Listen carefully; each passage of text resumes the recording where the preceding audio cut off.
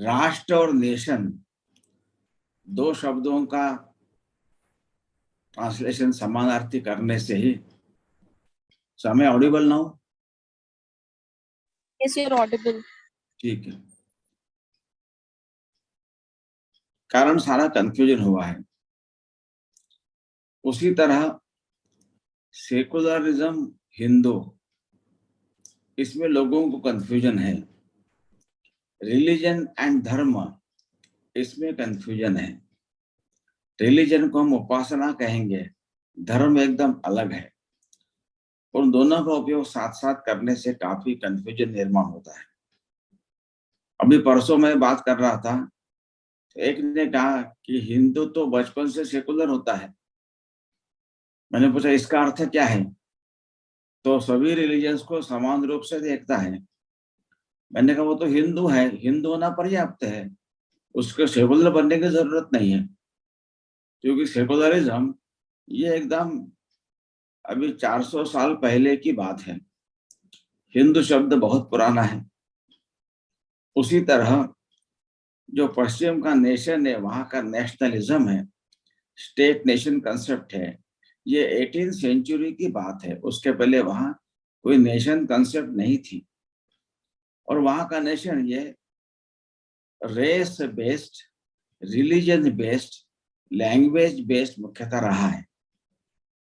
और उन भारत में राष्ट्र शब्द का उल्लेख वेद काल से है। वेदों में अनेक ऋचाओं में संस्कृत में राष्ट्र शब्द की जितनी विभक्तियां होती है सभी का उल्लेख है। राष्ट्रः, राष्ट्रम, राष्ट्रेण, राष्ट्राय, राष्ट्रस्य, राष्ट्रे, इन सब का उल्लेख हुआ है। इसलिए राष्ट्र को समझना आवश्यक है भारत के संदर्भ में। उसका अंग्रेजी नेशन ऐसा ट्रांसलेशन करना ठीक नहीं। तो भारतीय परंपरा में पीपल आर द नेशन, समाज ही राष्ट्र बनता है। समाज की एक जीवन की आकांक्षा होती है। जिस भूमि पर समाज जीता है उस भूमि के बारे में एक माता के नाते उसका एक लगाव होता है और सब में आपस में जुड़ा हुआ एक बंधन होता है। सबको साथ लेकर आगे बढ़ने की भावना होती है, परस्पर से जुड़ा होता है, उसको राष्ट्र कहा गया है। और इसलिए भारत में अनेक भाषाएं बोली जाती है, अनेक जातियों के नाम से लोग जाने जाते हैं, अनेक देवताओं की उपासना लोग करते हुए दिखते हैं। उनके खान पान की पद्धतियां भी अलग अलग हैं, उनके पहनने के वेश भी वहां की आबो हवा के अनुसार अलग अलग होते हैं। फिर भी इन सबको परस्पर जोड़ने वाला जो सूत्र है वो भारत का अध्यात्म आधारित जीवन का दृष्टिकोण है, spirituality based view of life कहेंगे। That's why it sees the entire creation connected. ईशावास्यम इदम सर्वम यत्किंच जगत्याम जगत, ऐसा कहा। इसलिए वसुधैव कुटुंबकम की बात भारत हमेशा करता आया है कि वो किसी को पराया मानता ही नहीं है। और इसलिए इस व्यू ऑफ लाइफ ने भारत के लोगों की सामूहिक एक पर्सनैलिटी क्रिएट की है। इस पर्सनैलिटी के 4 मुख्य सेलिएंट फीचर्स हम कह सकते हैं। पहला है कि ईश्वर कहिए, ट्रुथ कहिए, वो एक ही है। उसे बुलाने के नाम अनेक हो सकते हैं। Learned people call it by different names and there can be different paths to reach there, परंतु वह एक ही है। तो एक को ही अनेक रूपों से लोग जानते हैं, अनेक नामों से जानते हैं, अनेक मार्गों से वहां तक पहुंच सकते हैं। एकम सत विप्रहा बहुधा वदंती, यह भारत का विचार रहा है। इसलिए स्वामी विवेकानंद ने 1893 के शिकागो स्पीच में कहा था, वी गो बियॉन्ड टॉलरेंस। यानी जब टॉलरेंस की बात होती है, आई कैन टॉलरेट यू, उसमें भी एक इंटॉलरेंस का एक भाव आता है। Because I want to hit और kill you, but because it doesn't look good I will tolerate you till you get converted. ऐसा ही भाव लोगों के मन में था और भारत ने कभी किसी को कन्वर्ट करने का प्रयत्न नहीं किया है। इसलिए विवेकानंद कहते हैं we go beyond tolerance and we accept all ways to be true. सभी का स्वीकार करना, सो एक्सेप्टेंस ऑफ ऑल, ये वास्तव में भारतीय समाज की विशेषता रही है। यह अनेक प्रकार की उपासना पद्धतियां निर्माण होती रही है, आगे भी होती रहेगी, सभी के लिए मुख्यतः स्कोप है। तो नया विचार रखने से उसको धर्मद्रोह या विरोध या ब्लास्फेमी के लिए भी भारतीय भाषा में शब्द नहीं है, ऐसा भारत में कभी नहीं माना है। लेकिन ये ब्लास्फेमी भी यूरोप के मुख्यतः कंसेप्ट है। चर्च ऐसा मानता था कि सूर्य पृथ्वी के चक्कर काटता है। ब्रूनो नाम के साइंटिस्ट ने पहली बार कहा कि यह गलत है, वास्तव में सूर्य स्थिर है, पृथ्वी उसके इर्द गिर्द घूमती है। तो चर्च के खिलाफ कहने से, ब्लास्फेमी करने का उसको जिंदा जलाया गया। He was burnt alive। Galileo ने यही बात जब कही तब उसको जेल में डालकर टॉर्चर किया गया। इसलिए जिस निवेदिता के नाम से ये नेस्ट चल रहा है, उस निवेदिता का पुस्तक है the wave of Indian life. उसमें वो कहती है, भारत का वर्णन करती है कि ब्रूनो भारत में होता तो जिंदा जलाया नहीं जाता। एक प्रचलित मान्यता से अलग हटकर कोई विचार कहने के लिए किसी को जिंदा जलाया जाना, ये भारत की परंपरा नहीं है। वो लिखते हैं, गैलीलियो को कभी इस कारण जेल नहीं होती। यह जो भारत की विशेषता है, ये सारे समाज में, पूरे भारत के सभी लोग इसको पालन करते, मानते हैं। दूसरी विशेषता है to see unity in diversity. एक ही तत्व डाइवर्स फॉर्म्स में मैनिफेस्ट हुआ है, इसलिए उनके भीतर रहने वाले अंडरलाइंग यूनिटी को देखने की भारत की दृष्टि है। इसलिए भारत का वर्णन India is a country of diverse cultures ऐसा कहना ठीक नहीं है। वास्तव में सही बात ऐसी है, India has a culture that celebrates diversity. और सारे भारत में ऐसे विविधता का उत्सव मनाने की परंपरा, ट्रेडिशन रही है, यह ध्यान में आता है। तीसरा सेलिएंट फीचर है कि भारत मानता है इसलिए कि every soul is potentially divine. प्रत्येक व्यक्ति में ईश्वर का अंश है। यह स्त्री पुरुष दोनों को समान रूप से यह लागू होता है।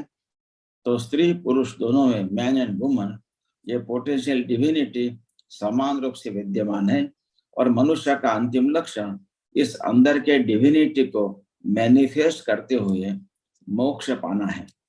इसके 4 मेजर मार्ग बताए हैं, वर्क, वर्शिप, साइकिक कंट्रोल और मेडिटेशन, यानी कर्मयोग, भक्ति योग, ज्ञान योग, राजयोग।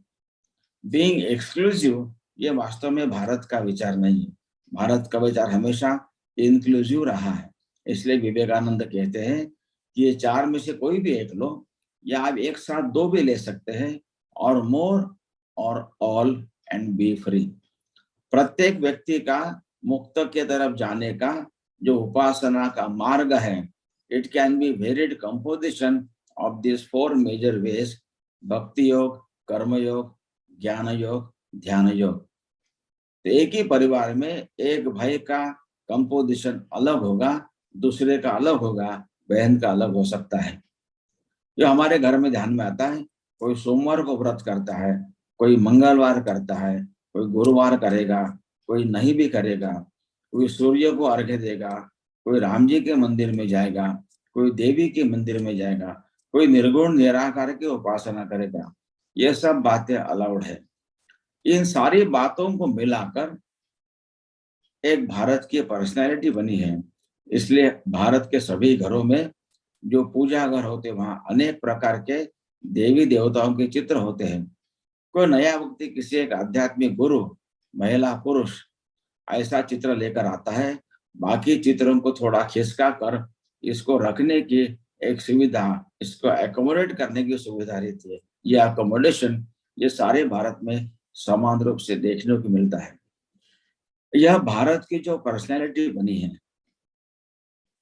इसको साथ सारे भारत में रहने वाला, विविध भाषा बोलने वाला, विविध जातियों के नाम से जाना जाने वाला, विविध देवताओं की उपासना करने वाला, अनेक विभिन्न प्रकार के खान पान की विविधता, वेश की विविधता रखने वाला सारा समाज अपने आप को जोड़ता है।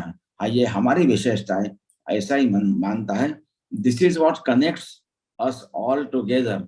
एक नई पहचान हमको देती है।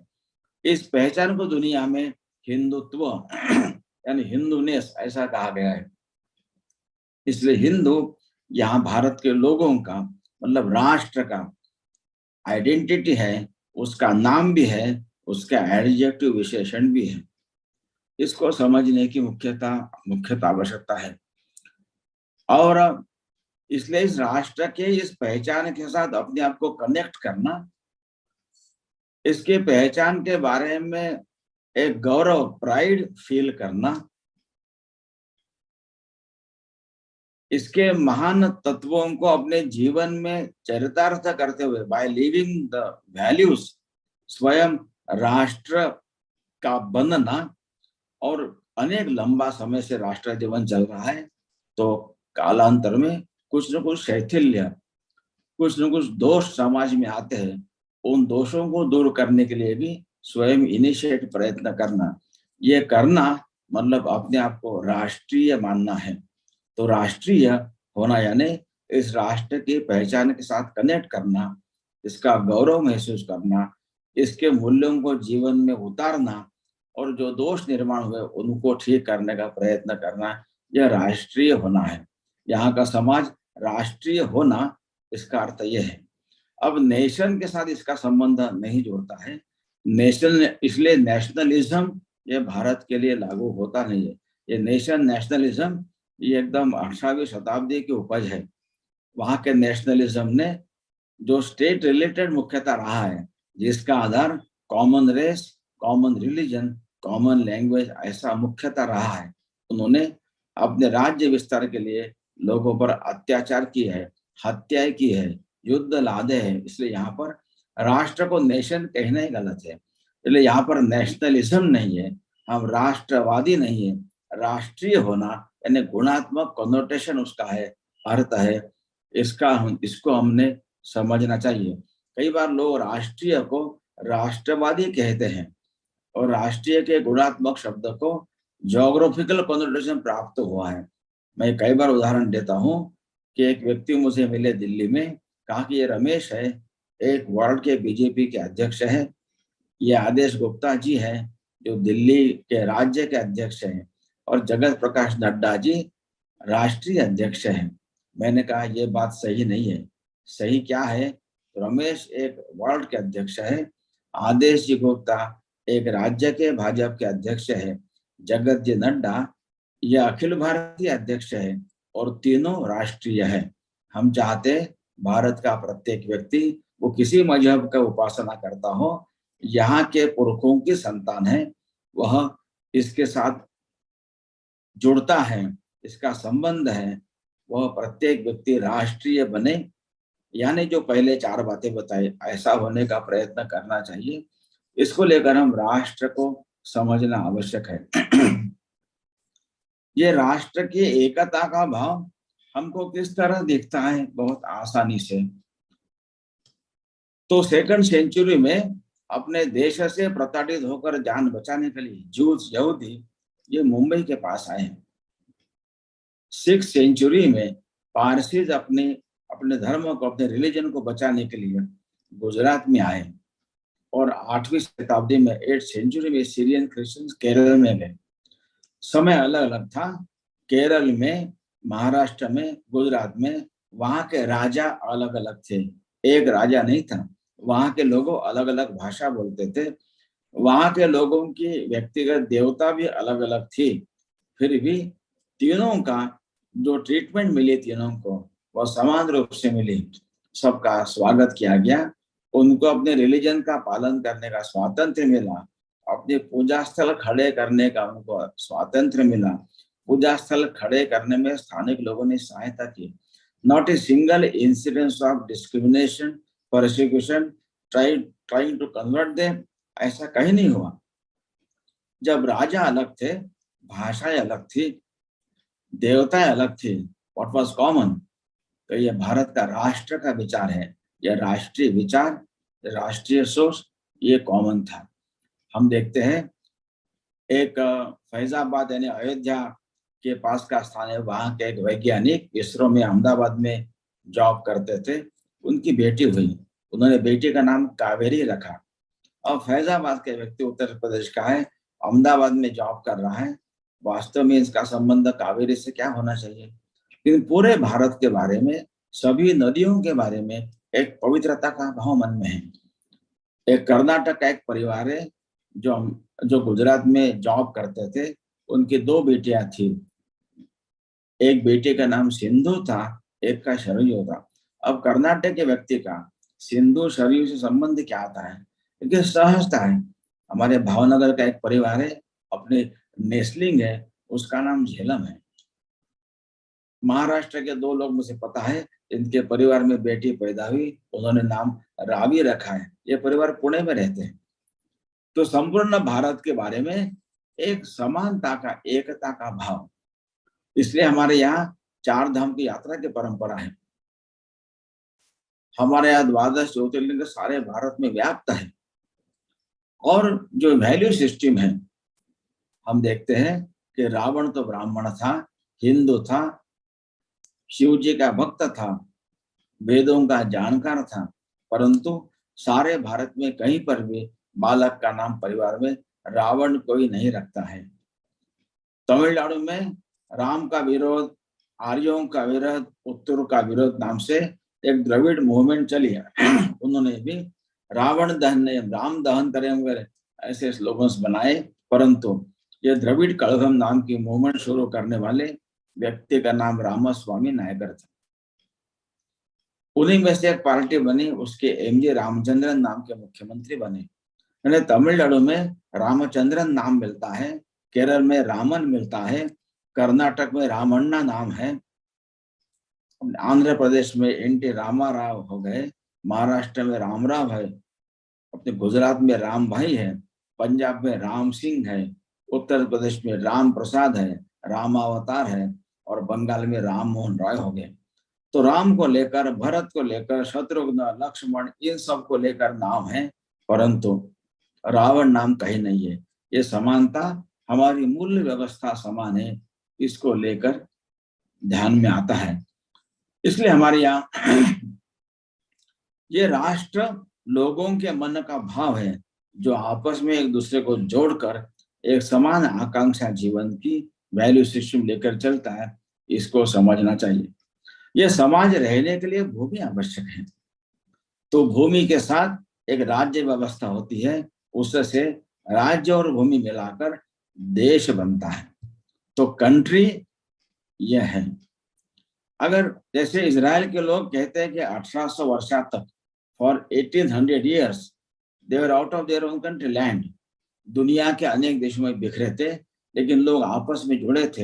हर वर्ष नए साल का पहला दिन हम जेरूसलम में मनाएंगे, ऐसी शपथ ओथ वो 1800 years तक लगातार लेते रहे थे। तो राष्ट्र था, परंतु देश नहीं था, उनका राज्य नहीं था। 1948 में जब वह प्रत्यक्ष अपने भूमि पर जाकर बसे, तब उनका कंट्री भी बना, राज्य बना, राष्ट्र को प्रत्यक्ष आकार मिला। सेकेंड वर्ल्ड वॉर के बाद जर्मनी के दो टुकड़े किए गए, एक East Germany and West Germany. East Germany communist प्रभाव में था, वेस्ट जर्मनी कैपिटलिस्ट अमेरिका के प्रभाव में था। अब अमेरिका रशिया के बीच में शीत युद्ध चल रहा था, इसलिए दोनों का आपस में कुछ मेल नहीं था। दो कंट्रीज बने, दो राज्य व्यवस्थाएं खड़ी हुई, एक पर कम्युनिज्म का प्रभाव था, एक पर कैपिटलिस्ट अमेरिका का प्रभाव था। और पश्चिम जर्मनी अधिक संपन्न हो रही थी, पूर्व जर्मनी की आर्थिक स्थिति ठीक नहीं थी, परंतु समाज तब भी एक था, जर्मन समाज एक था। इसलिए 92 के बाद जब बीच के जो बर्लिन दीवार टूटी तोड़ी, तो दोनों तरफ से लोग उमड़ पड़े, और दोनों तरफ से लोगों ने वो दीवार तोड़कर जो अकृत्रिम विभाजन, अननेचुरल डिवीजन खड़ा किया था, उसको एक जोड़ दिया। दो देश थे, दो राज्य थे, राष्ट्र लेकिन एक ही था। अब पूर्व जर्मनी की आर्थिक स्थिति अच्छी नहीं थी, पश्चिम जर्मनी की अच्छी थी, तो दोनों मिलकर पूर्व जर्मनी का तो फायदा ही होने वाला था और पश्चिम जर्मनी के लोगों पर आर्थिक बर्डन बढ़ने वाला था। फिर भी दोनों तरफ से उमंग उत्साह से लोग टूट पड़े, क्योंकि समाज एक था, राष्ट्र एक था। तो ये भी उदाहरण हमने देखा है, राष्ट्र है लेकिन देश नहीं है, राज्य भी नहीं है। ऐसा एक उदाहरण और है, वो तिबेट का है। तिबेट के जो बौद्ध है, उनका गवर्नमेंट इन एक्साइल नाम से उनका धर्मशाला में सारे सरकार चलती है, उनके भी प्राइम मिनिस्टर है, न वो अपने धरती पर है। एक राज्य है, समाज भी है, लेकिन उनके पास उनका देश नहीं है। इसलिए ये सारे अलग अलग जो उदाहरण है, ये ध्यान में आता है कि राष्ट्र का भारत का अंग्रेजी में ट्रांसलेशन वास्तव में नेशन नहीं हो सकता है। तो राष्ट्र को राष्ट्र कहने से, जैसे धर्म का अंग्रेजी में रिलीजन कहना गलत है, धर्म को धर्म ही लिखने से ज्यादा आसानी से चीजों को हम लोग समझ में ला सकते हैं, समझ सकते हैं। ये राष्ट्र का अपना एक स्वतंत्र जीवंत अस्तित्व होना जो भारत की परंपरा है, क्योंकि भारतीय संदर्भ में हमें इसको समझना चाहिए। तो स्वदेशी समाज नाम के पुस्तक में रविंद्रनाथ टैगोर कहते हैं कि वेलफेयर स्टेट ये भारतीय परंपरा कभी नहीं रही। पश्चिम का स्टेट रिलेटेड नेशन कंसेप्ट है और वेलफेयर स्टेट भी वहां की कल्पना है, परंतु भारत में ऐसा कभी नहीं था। टैगोर कहते हैं वह समाज जो अपनी आवश्यकताओं के लिए राज्य पर मिनिमम डिपेंडेंट है, वह स्वदेशी समाज है। एक खंभे पर खड़ा तंबू है, वह खंभा टूटता है, तंबू धराशायी होता है। परंतु 4-5 खंभों पर खड़ा तंबू है, एक खंभा टूटता है, तंबू धराशायी नहीं होता है। It will be de shaped and there will be a provision to react it from inside. तो भारत में ऐसी परंपरा रही, इसलिए राज्य पर आक्रमण हुए, राजा पराजित हुए, परकियों का राज्य आया, परंतु राष्ट्र सतत जीवन चलता रहा है। राष्ट्र यहाँ पर हमेशा अपराजित रहा है। एक अंग्रेजी पुस्तक है द स्टारफिश एंड स्पाइडर, इसमें भी उन्होंने इसको अधिक स्पष्ट किया है। स्पाइडर का वर्णन उन्होंने किया है, इट हैज मल्टीपल लेग्स, 2-4-5 पैर टूटने से भी उसका कोई नुकसान नहीं होता है, but all its life centres are concentrated in its tiny head, if that is crushed it is dead. परंतु स्टारफिश नाम की फिश ऐसी है, उसके लाइफ सेंटर्स एक जगह कॉन्सेंट्रेटेड नहीं है, they are distributed among the entire body, so it is very difficult to kill a starfish. Even if you cut into two, you get 2 starfish, ऐसा लेखक ने कहा है। उसमें उन्होंने प्रोफेसर नेविन नाम के American anthropologist and specialised in Latin American history, उनका एक फाइंडिंग दिया है। 16वीं सेंचुरी में यूरोप से, स्पेन से लोग अपनी प्राइवेट आर्मी शिप में लेकर नई जगह ढूंढने, लूटने, कब्जा करने निकल पड़े। वास्को ड गामा, कोलंबस के एक्सपीडिशन इसी का भाग थे। तो स्पेन से एक 1519 में, 1519 में एक टुकड़ी लैटिन अमेरिकन कॉन्टिनेंट की तरफ गई। They landed at a place where Aztec tribe was ruling. बहुत संपन्न ट्राइब थी। उन्होंने शिप के सिर पर बंदूक तान कर कहा, सारा गोल्ड हमको दे दो, नहीं तो तुमको मार डालेंगे। एस्टेक के chief had never imagined in his life कि जबरदस्ती लूटने वाले लोग कभी मुझे मिलेंगे। उसने स्वाभाविक अपनी जान बचाने के लिए सोना दे दिया। उन्होंने सोना भी लिया, उसको मार डाला। With in 2 years entire asterisk territory was under Spanish control. 1534 में एक दूसरी टुकड़ी इनकाज ट्राइब की वहां पहुंची, उन्होंने वहां भी चीफ को मार डाला। विद इन 2 years बाय 1536 सारा इनका राज्य स्पेनिश कब्जे में आ गया। Then Nevin writes and the Spanish expansion went on unabated. लेकिन 1620 में एक स्पेनिश टुकड़ी एपेचे नाम के ट्राइब राज्य कर रहे थे, वहां पहुंची, उन्होंने वहां भी चीफ को मार डाला। उनके ध्यान में आया, लेकिन लोगों का विरोध सतत बढ़ रहा है। अब तक साधारणतः 2 वर्षों में पूरी टेरिटरी इनके कब्जे में आ रही थी, ऐसा उनका एक्सपीरियंस था। And the Apache people tribe fought for 200 years and the Spanish army had to go back. ये लिखकर प्रोफेसर नेविन लिखते हैं कि एस्टेक और इनकास के पास जाने वाली स्पेनिश आर्मी से एपेचे के पास जाने वाली आर्मी कमजोर नहीं थी। It wasn't weaker than this two armies, neither Apache had a stronger army than this two tribes. फिर ऐसा क्यों हुआ? So he writes, they were differently organized. सारी चीजें एक स्थान पर केंद्रित नहीं थी और इसलिए उसका जो आगे लंबे समय तक संघर्ष करते हुए टिके रहना उसका भाग था। तो भारत की रचना मुख्यतः ऐसी हमेशा रही है, इसको हमको मुख्यतः समझना चाहिए। तो भूमि के साथ बाहर रहने वाले लोग, उसका भूमि के साथ एक लगाव, एक अपनापन निर्माण होता है। और भारत की परंपरा ऐसी है कि सर्वोच्च सम्मान देने के लिए हमारे यहाँ एक सर्वोच्च कृतज्ञता का भाव व्यक्त करने के लिए माँ की उपमा देने की हमारे यहाँ परंपरा है। इसलिए पहले नदी के किनारे शहर बसते थे, नदी से ही पानी मिलता था। पानी को संस्कृत में जीवन भी कहते हैं। इसलिए नदी के बारे में एक कृतज्ञता का भाव व्यक्त करने के लिए उसको भी माँ कहने की परंपरा है। इसलिए गंगा मैया है, नर्मदा मैया है।